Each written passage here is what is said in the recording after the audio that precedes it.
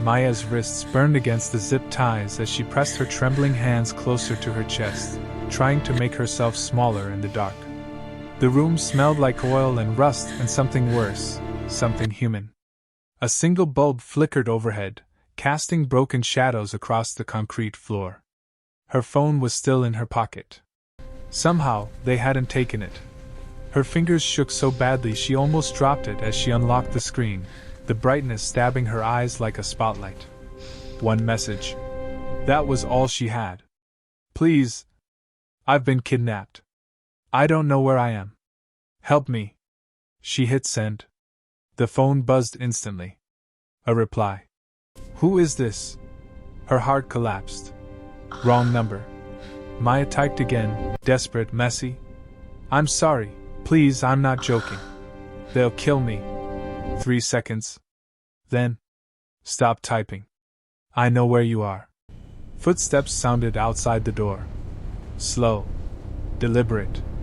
And then. The door handle turned. If you're ready for a story about power, dignity, forbidden love, and the sweetest revenge you've ever witnessed, then you're in the right place. Hit that subscribe button and turn on notifications because this channel brings you the most addictive romance stories you won't find anywhere else. Drop a fire in the comments if you're team revenge. And let's get into this story. Maya didn't breathe again until the footsteps faded. The handle stopped turning. Whoever was outside hadn't come in. Yet. She pressed the phone to her chest like it was a heartbeat she could borrow, the stranger's words still glowing on the screen. Stop typing. I know where you are. Her mind couldn't make sense of it. How could anyone know where she was? She didn't even know where she was.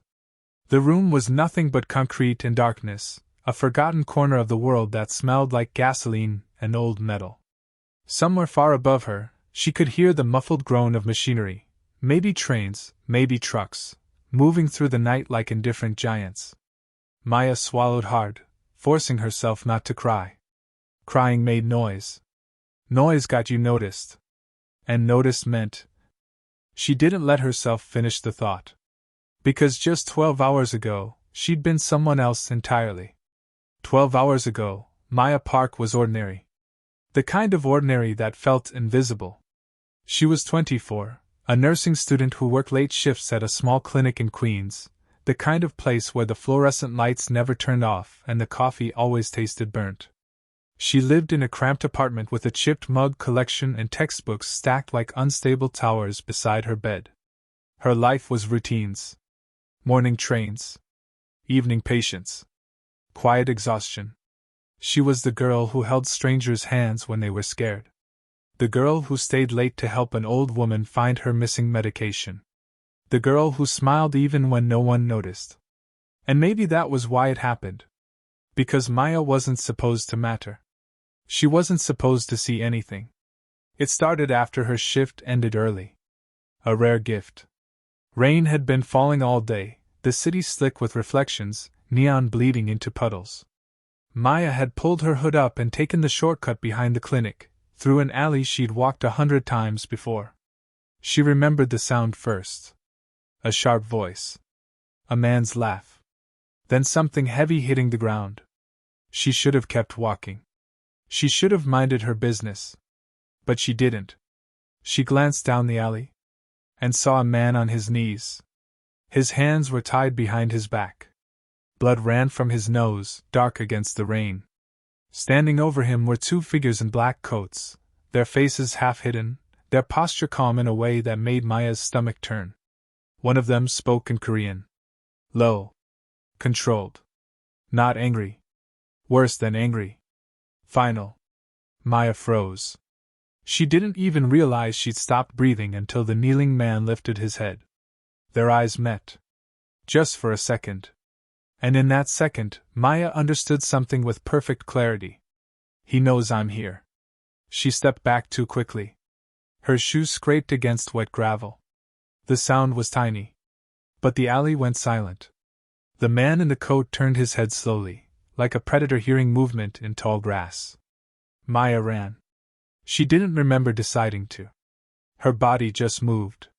Her heart detonated in her chest as she sprinted out into the street, rain slapping her face, lungs burning. Behind her, she heard footsteps. Not rushing. Not panicked. Steady. Certain. As if they already knew she couldn't escape. She made it 3 blocks before a van pulled up beside her. The side door slid open. A hand reached out.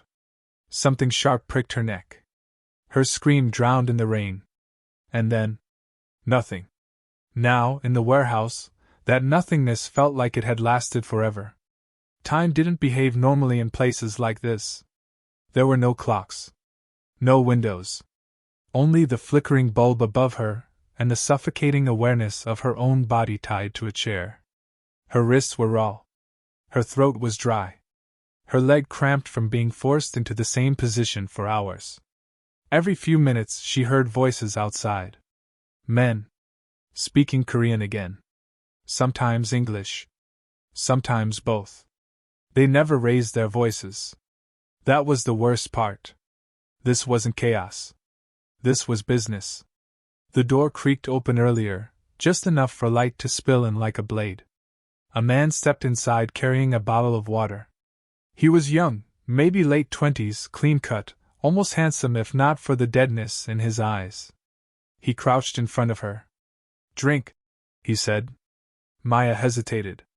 He tilted his head. "You think we poisoned you?" Her voice came out cracked. "Why am I here?" He smiled faintly, like she'd asked something childish. "You saw something. I didn't." "You did." His voice sharpened. "And that's unfortunate." He unscrewed the bottle and held it to her lips. Maya drank because her body betrayed her need. The man watched her swallow. Then he leaned closer. "You're not random," he murmured. Cold spread through her chest. "Not random." That meant. "You were in the alley," he continued, almost conversational. "Wrong place. Wrong time." Maya's fingers clenched around the phone hidden in her pocket, the stranger's message burning like a secret weapon. Are you going to call my family?" she whispered. The man blinked, then laughed softly. "Family?" Maya forced the words out. "My parents, my friends, they'll pay." "They'll." The man's smile vanished. "You think this is about money?" Her stomach dropped. He stood, brushing imaginary dust from his coat. "No one is asking for ransom." Maya's breath hitched. Outside, another voice called something in Korean. The man turned toward the door, then paused, as if remembering she was still there. "Oh," he added casually, "you should be presentable." "Presentable for what?" His eyes flicked back to her. For the first time, something like amusement touched his expression. "For the buyer." The word didn't belong in her world. Buyer. Maya shook her head, panic rising like floodwater. "No, no, you can't." The man stepped closer again, voice lowering. "You don't understand how this works." The bulb above them flickered. Maya's skin prickled. "This isn't a kidnapping," he said softly. "This is a transaction." Her vision blurred. Transaction. Buyer. Not ransom. Not negotiation. Something darker. Something permanent. The man reached down, tilting her chin up with 2 fingers. "You're worth more alive than dead," he murmured. "So don't make this difficult." He released her like she was nothing and walked out, locking the door behind him with a metallic click. Maya sat frozen, the warehouse suddenly too small to hold her terror. Her phone buzzed again in her pocket. A new message from the stranger. "Do you hear trains?" Maya barely saw it. Her mind was screaming too loudly. Because the truth had finally arrived, heavy and sickening, settling into her bones. They weren't calling her family. They weren't demanding money. They weren't asking for ransom. Maya's breath came out in a broken whisper. "They're not asking for ransom." Her voice trembled. "They're selling me." And somewhere outside the door, footsteps returned. Closer this time. Used to work properly. Each breath came shallow, trembling, like her body was afraid to take up space. Outside the door, the footsteps paused. Men murmured in low voices, the kind of calm conversation that made her skin crawl more than shouting ever could. Shouting meant chaos. Mistakes. This was controlled. This was planned. Her phone buzzed again in her pocket, a small vibration against her thigh that felt impossibly loud in the silence. She fumbled for it with bound hands, twisting awkwardly until her fingers could hook the edge of the device. The screen lit up. "Do you hear trains?" Maya stared at the message, disoriented.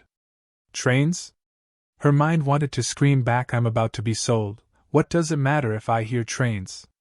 But something about the stranger's tone, the clipped authority, forced her to focus. She held her breath. Listened. At first, there was only the hum of electricity, the distant drip of water somewhere in the building. Then, a low rumble. Far away, but unmistakable. Metal on metal. A train passing through the night like a slow thunder. Maya typed with shaking thumbs. "Yes," faintly. "It comes and goes." The reply came instantly. "How often?" Her heart pounded. She counted. One rumble faded. Silence. Then another began, closer this time. Every few minutes. Maybe 5. 3 dots appeared, vanished, appeared again. The stranger was thinking. Any smell? Maya swallowed bile. The warehouse smelled like fear, like rust, like old blood. But underneath. Gasoline. Industrial oil. Something chemical. She typed. Gasoline. Oil. Like a mechanic shop. Good. The word should not have sounded comforting. But it did. Because it meant he believed her. Or worse. He knew. Outside, a man laughed softly. Maya's stomach clenched. She typed faster. "Please, who are you?" The response didn't answer. Instead, "Do you hear water?" Maya blinked. Water? She listened again, forcing herself into stillness. Yes. A drip. Steady. And something else, faint but constant. Like waves against a dock. Or a river nearby. There's dripping. And something like moving water outside. The stranger replied. You're near the East River Freight Line. Warehouse District. Queens sighed. Maya froze. Her throat tightened. How could he possibly? I don't know where I am, she typed. I can't see outside. You don't need to. Another vibration. I know that building. Her blood turned cold. The same words from before, heavier now. Not just confidence. Certainty. Maya's fingers hovered over the screen. How? A pause. Then, because men do business there that the police pretend not to see. Her chest ached. Police. The word reminded her of the alley, the kneeling man, the controlled voices. She typed. Please call the police. Please. The reply came so fast it felt like a slap. Don't. Maya's breath caught. Don't call police, the stranger wrote. Not tonight. Her eyes stung with tears. Why? 3 dots. Then. Because the police are the reason you're there. The sentence landed like a gunshot. Maya shook her head violently, even though no one could see her. That couldn't be true. Police were supposed to help. Detectives. Badges. Safety. But then she remembered the alley. The calm voices. The way those men had moved like they owned the city. The way the kneeling man had looked at her, not with hope, but resignation. Maya typed, trembling. Who are you? This time, the stranger answered. Not with a name. With a statement. Someone who doesn't need the police to enter that building. Her pulse hammered. That wasn't a comfort. That was a warning. Outside the door, footsteps shifted.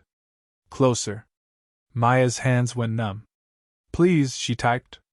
I don't understand. They said there's a buyer. They're selling me. The reply came slower. Measured. I know. 2 words. Cold. Final.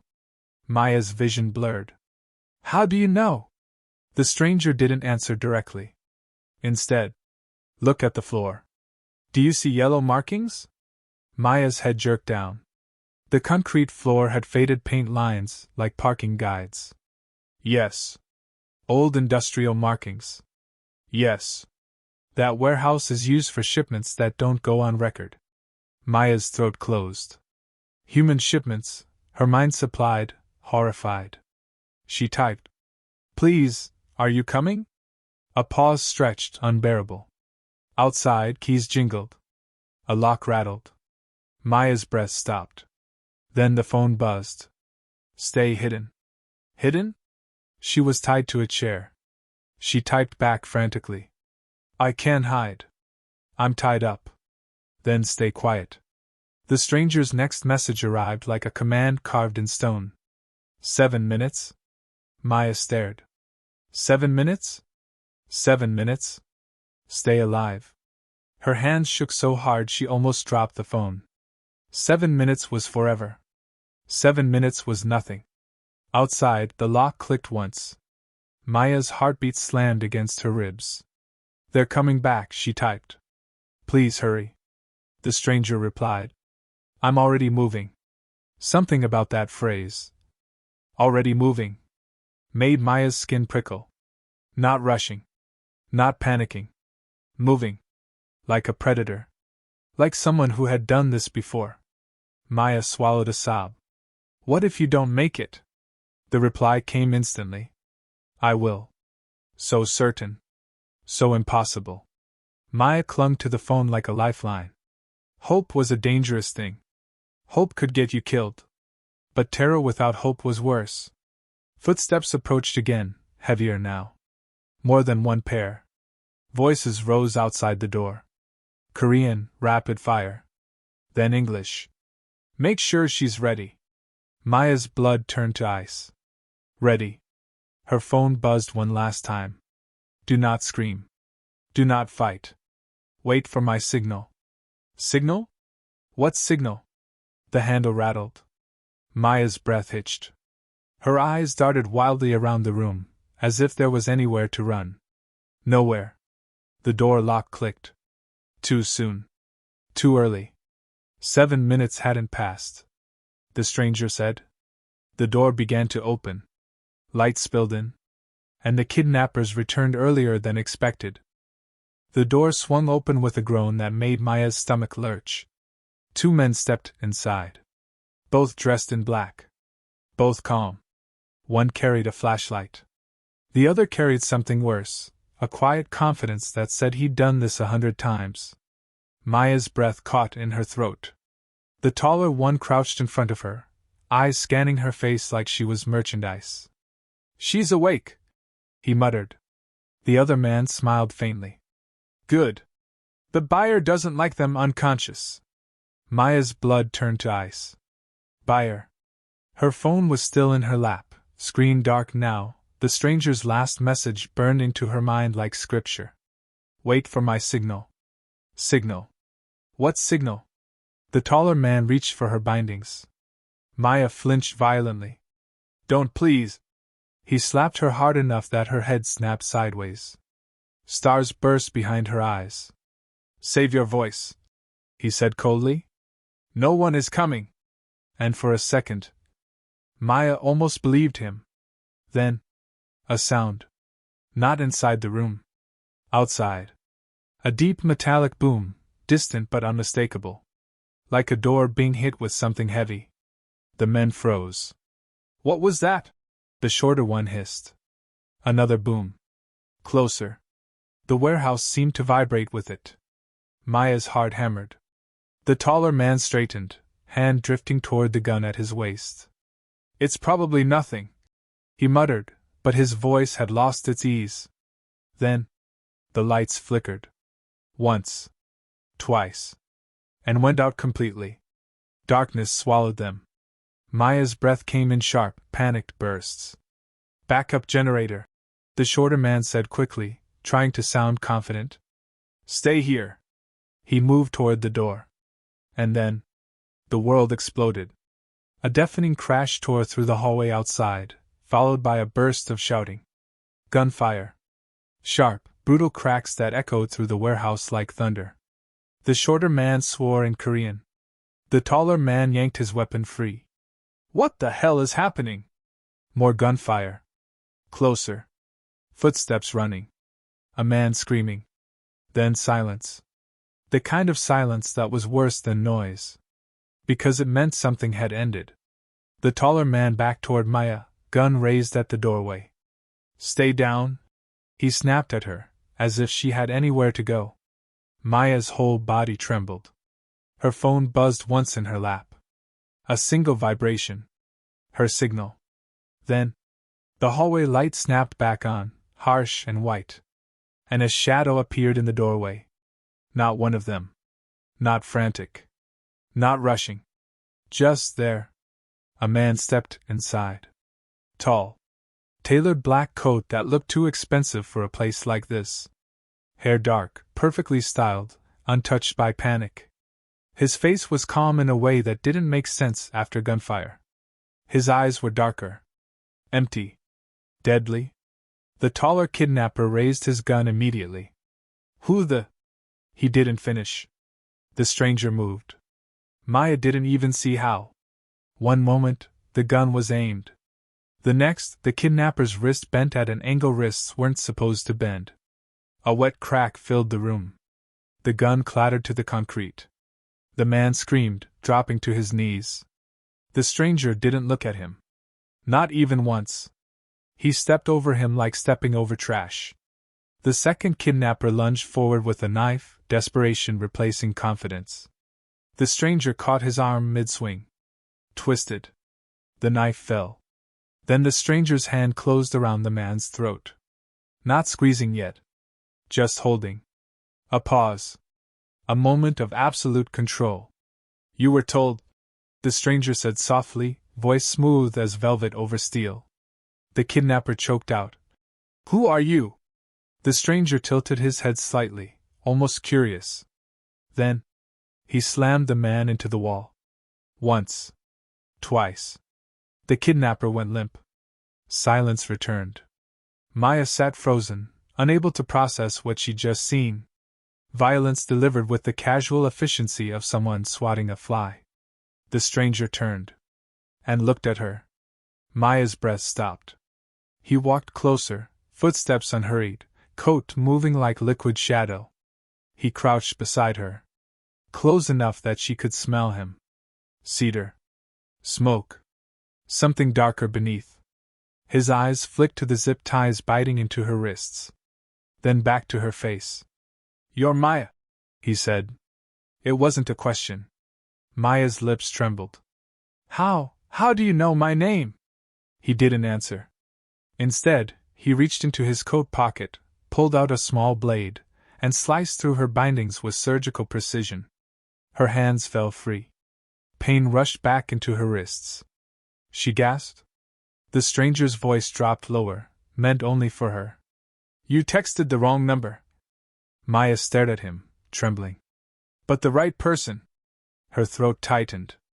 You're the one. Yes. Outside, more footsteps moved through the warehouse. Not kidnappers. Disciplined. Silent. Men clearing rooms. Maya's eyes darted past him. How many? Enough, he said calmly. Her body shook violently now, adrenaline draining, leaving only exhaustion and terror. She tried to stand. Her legs failed. The stranger caught her instantly, one hand steady at her waist. Easy, he murmured. Maya's voice cracked. Are you police?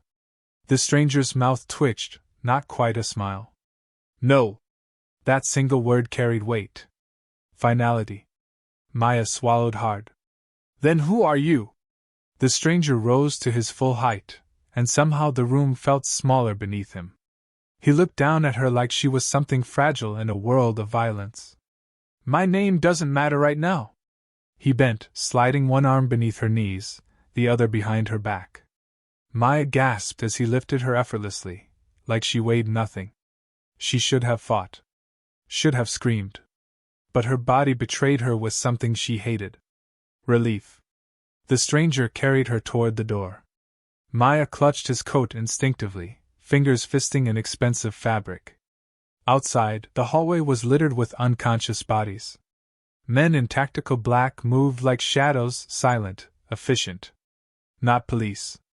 Not soldiers. Something else. Maya's heart pounded. "What is this?" she whispered. The stranger didn't slow. "You're leaving. Where are you taking me?" "Somewhere safe." Safe. The words sounded unreal. Maya's voice trembled. Why did you come?" The stranger paused at the warehouse exit. Cold night air rushed in, smelling like rain and freedom. He looked down at her. His eyes were unreadable. "You asked for help," he said simply.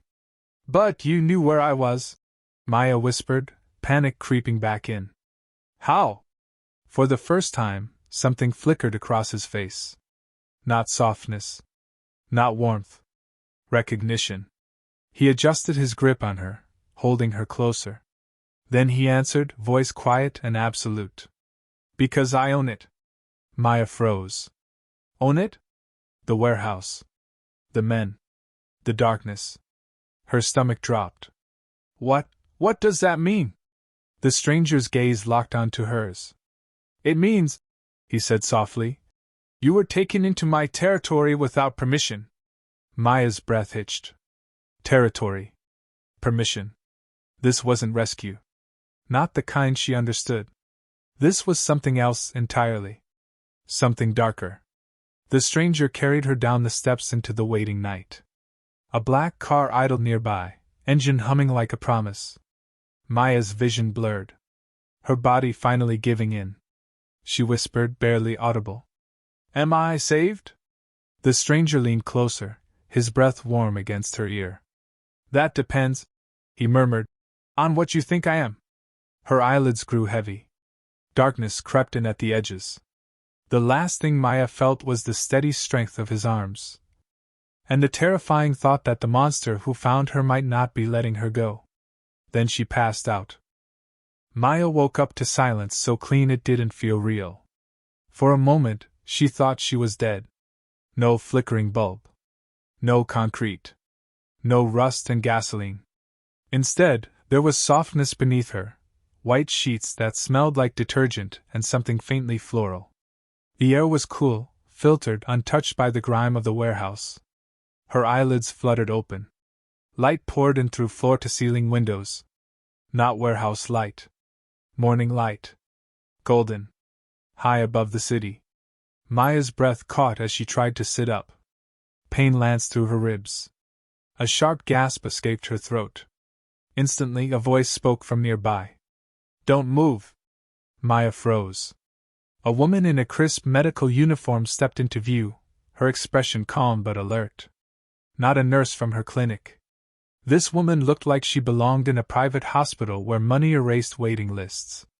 "You have bruising along your torso," the woman said gently. "2 cracked ribs. Dehydration. Shock." Maya's mouth was dry. Where am I?" The woman hesitated. Then, "You're safe." Safe. The word again. It still didn't feel real. Maya's eyes darted around. The room was immaculate. Sleek. Minimalist. Monitors hummed softly beside her bed. And 4 line fed into her arm. A tray of medications sat perfectly arranged like someone had measured every pill. This wasn't a hospital. This was luxury. A private clinic disguised as a bedroom. Her heart began to race. "Who brought me here?" she whispered. The woman's gaze flicked toward the door. "Him." Maya's stomach tightened. "Him." Han Jun. The man with the calm eyes and the violence that came as naturally as breathing. The woman adjusted Maya's blanket with almost reverent care. "You should rest," she said quietly. "He insisted you receive the best treatment." Insisted.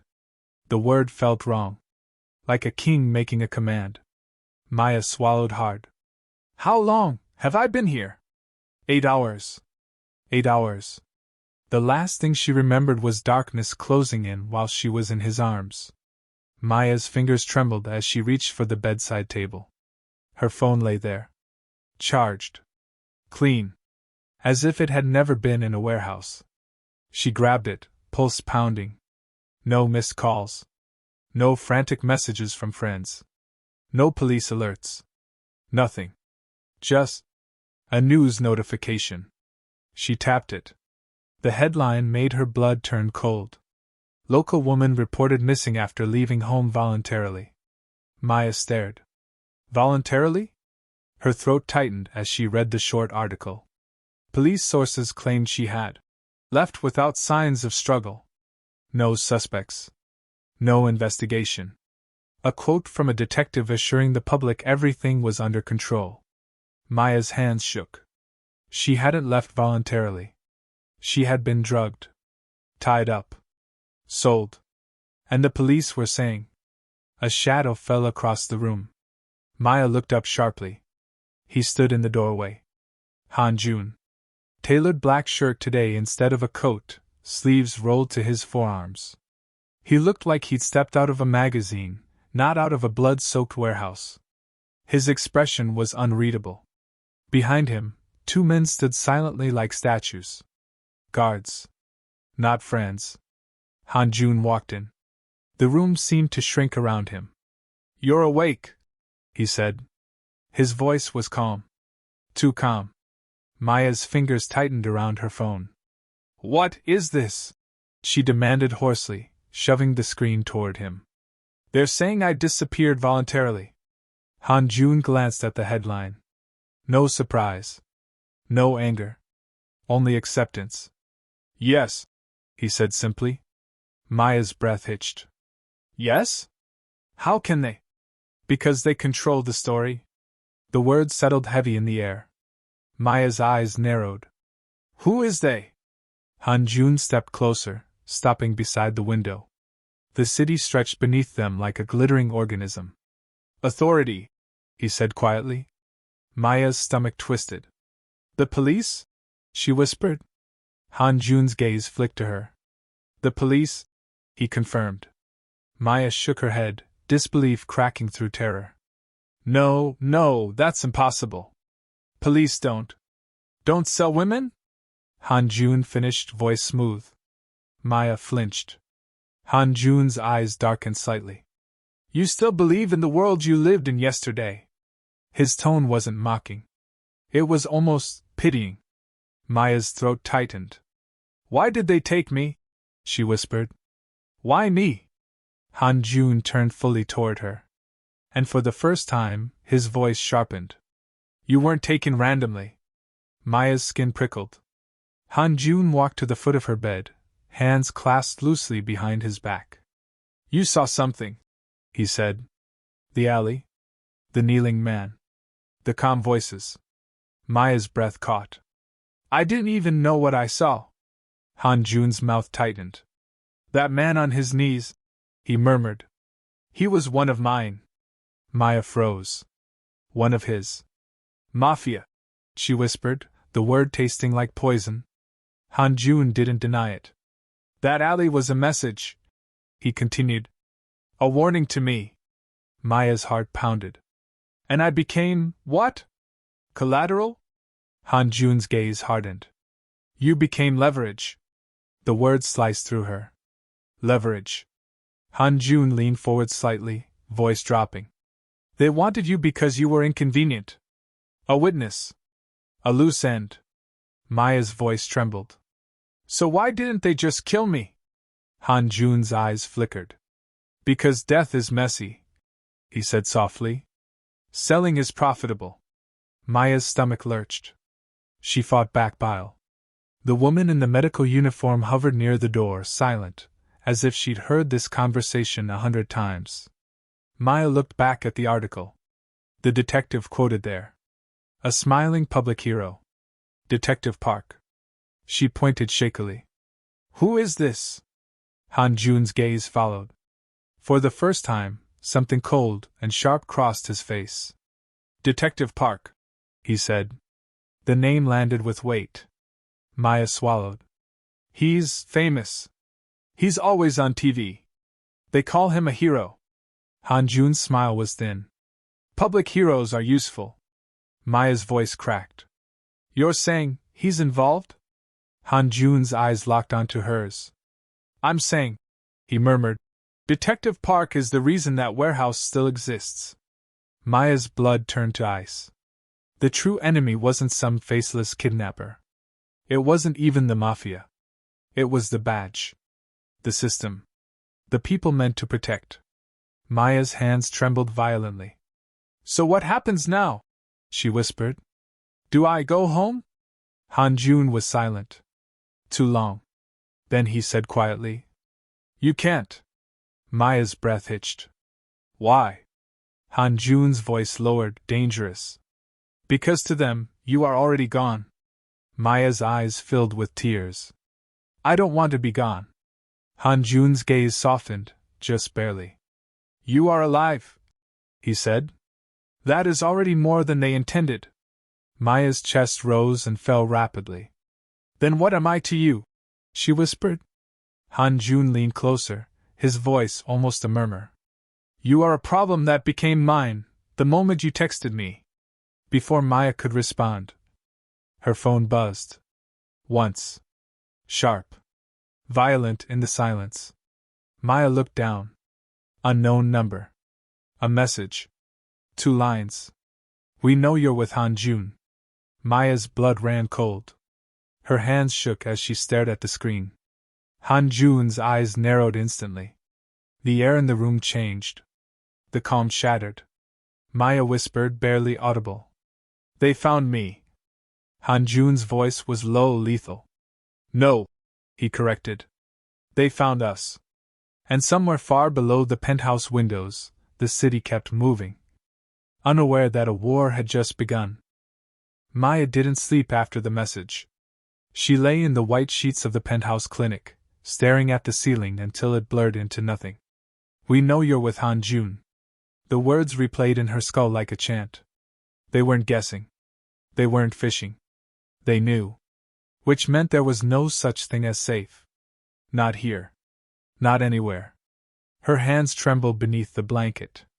Every time the elevator chimed somewhere in the building, her heart jolted. Every time footsteps passed the door, her breath caught. She had been taken once. She could be taken again. Or worse. She could be erased. Maya turned her face into the pillow, muffling a sound that was half sob, half strangled laugh. This was insane. 12 hours ago, her biggest worry was a missed exam and whether her rent would clear on time. Now she was in the sky, guarded by criminals, hunted by police, and tethered to a man whose calmness was more terrifying than the kidnapper's violence. The door opened quietly. Maya didn't look up. She didn't want to. But she felt him. Han Jun's presence was like a shadow that didn't belong to the light. He stood near the foot of the bed for a moment, silent. Then, You can cry, he said softly. Maya's throat tightened. She forced out a broken whisper. I don't want to cry. Han Jun's voice remained calm. Then scream. Maya turned her head sharply, eyes wet. What good does screaming do? Han Jun stepped closer. It reminds you that you're still here. Maya's lips trembled. I don't want to be here, she whispered. Not like this. For the first time, Han Jun's expression shifted. Not sympathy. Not softness. Something heavier. Understanding. He sat in the chair beside her bed, posture perfect, hands loosely clasped. You think I wanted this life? He murmured. Maya stared at him through tears. You chose it. Han Jun's gaze darkened. No, he said quietly. I survived it. There is a difference. Silence stretched between them. Maya's voice cracked. They were going to sell me. Han Jun didn't blink. I know. And the police?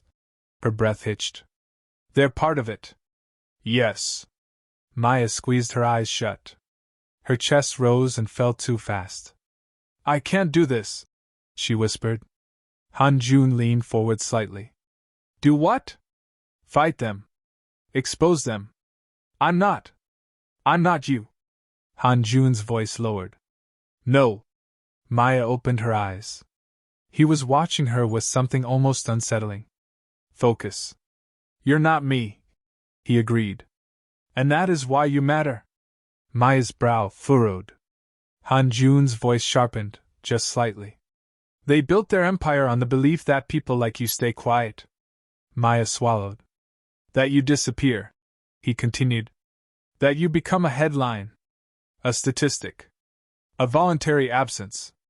Her hands clenched into fists. Han Jun held her gaze. You want to know what they fear? Maya whispered. What? Han Jun's answer was immediate. A victim who refuses to stay a victim. Something inside Maya cracked. Not her spirit. Something else. The last fragile piece of denial. Her voice broke, raw and trembling. I don't want to be afraid anymore. Han Jun's eyes didn't soften. They hardened. Good. Then don't survive, he said. Maya blinked. Han Jun leaned closer, voice like a blade wrapped in velvet. Become fire. The words hit her like electricity. Fire. Not hiding. Not trembling. Not waiting to be saved. Fire burns back. Maya's breath shook. I don't know how. Han Jun straightened. You will learn. The next days moved like a dream sharpened into steel. Maya's body healed under extreme care. Private doctors. Silent nurses. Medicine delivered with precision. But Han Jun didn't let her disappear into comfort. He didn't let her become fragile again. The first time she stood in the training room, her legs almost gave out. It wasn't a gym. It was a war room disguised as one. Mats. Weapons locked behind glass. A man with a scar across his jaw waited patiently. Han Jun stood behind Maya. This is Min, he said. He will teach you how to stay alive. Maya's voice trembled. I'm not trying to become a fighter. Min's expression didn't change. You're already in a fight. The words were brutal. True. Maya learned to breathe differently. To listen. To notice exits. To keep her chin up even when her knees wanted to fold. There was no dramatic transformation overnight. Only small, painful steps. A bruise earned. A stance corrected. A moment of panic controlled. At night, Maya sat by the window, watching the city glow beneath her. Somewhere down there, Detective Park smiled for cameras. Somewhere down there, girls disappeared. And the world kept moving.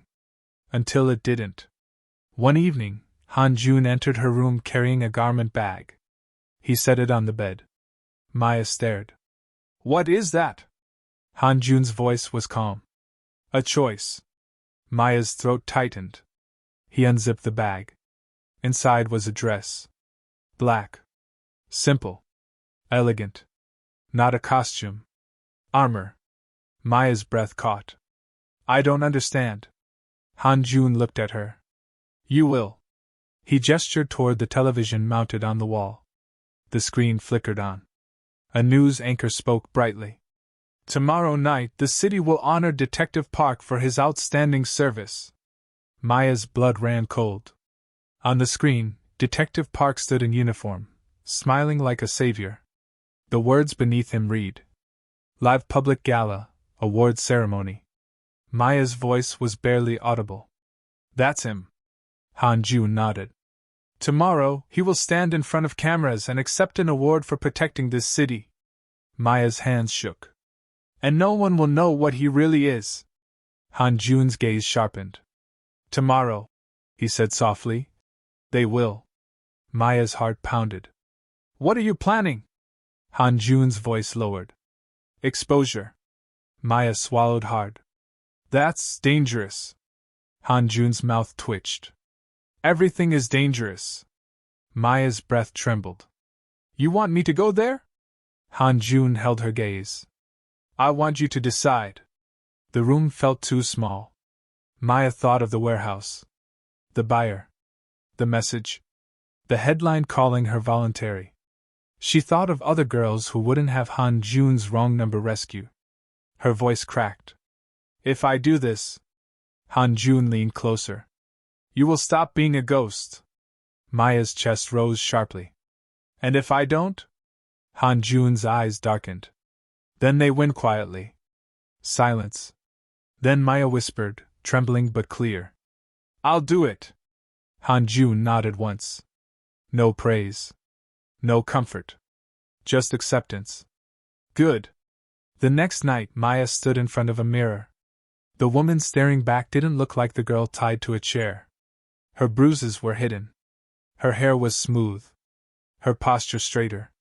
Not unbroken, but unbowed. Min adjusted an earpiece beneath her hair. Han-Jun watched from the doorway. You don't have to be fearless, he said. Maya's lips trembled. I am terrified. Han-Jun's voice was low. Then walk anyway. Maya inhaled. Fire. She stepped forward. The elevator doors opened into a world of chandeliers and laughter. The gala glittered with wealth and illusion. Men in tuxedos. Women in gowns. Cameras flashing like lightning. And at the center of it all, Detective Park. Smiling. A hero. A monster in plain sight. Maya's heart thundered as she took her first step onto the marble floor. Alive. Not vanished. Not sold. Alive. And every eye was about to learn why that mattered. The ballroom was a sea of diamonds and applause. Crystal chandeliers scattered light across polished faces, across cameras, across the perfect illusion of safety. Detective Park stood at the podium in his uniform, smiling like a man carved from virtue. My duty, he said warmly, has always been to protect the innocent. To ensure no one in this city lives in fear. Laughter. Nods. More applause. Maya stood near the edge of the crowd, her pulse pounding so loudly she thought the microphones might catch it. Protect the innocent. The words tasted like poison. Park continued, voice rich with practiced sincerity. We are the shield between order and chaos.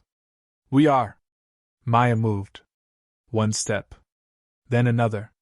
Each footfall felt like walking through fire.